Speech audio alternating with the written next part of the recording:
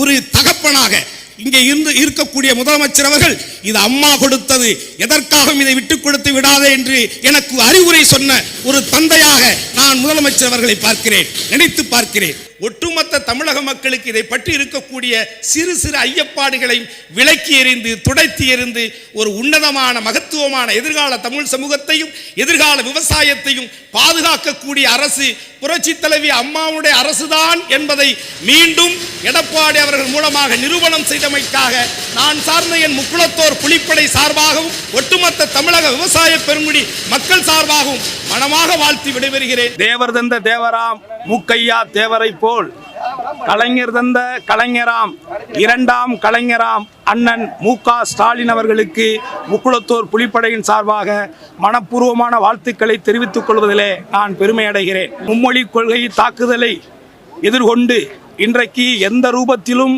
ஒன்றிய பாசிச அரசு செயல்படுத்த துடிக்கின்ற எந்த ஒரு தீங்கான செயல்பாட்டுகளையும் செயல் திட்டங்களையும் ஒருபோதும் நான் அனுமதிக்க மாட்டேன் என்கின்ற உறுதி கொள்கையிலே அண்ணாவின் இருமொழி கொள்கையை மட்டும்தான் தமிழகத்திலே நிலைநிறுத்துவோம், மும்மொழி கொள்கையை ஒருபோதும் நிலைநிறுத்த மாட்டோம் என்ற உறுதியிலே உறுதியாக இருக்கக்கூடிய 5000 கோடி அல்ல 10,000 கோடி தந்தாலும் தமிழகத்தில் இருமொழி கொள்கை மட்டும்தான் செயல்படுத்துவோம் என்பதிலே உறுதியாக இருக்கின்ற ஒப்பற்ற தலைவராம் முத்தமிழறிஞர் கலைஞர் தந்த கலைஞராம் இரண்டாம் கலைஞர் அண்ணன் மு.க. ஸ்டாலின் அவர்களுக்கு மீண்டும் ஒரு முறை அவர் நீடூடி வாழ வேண்டும் என்று எல்லாம் அல்ல என் தெய்வ திருமகன் பசுமன் முத்துராமலிங்க தேவரை வணங்கி வாழ்த்துகிறேன்.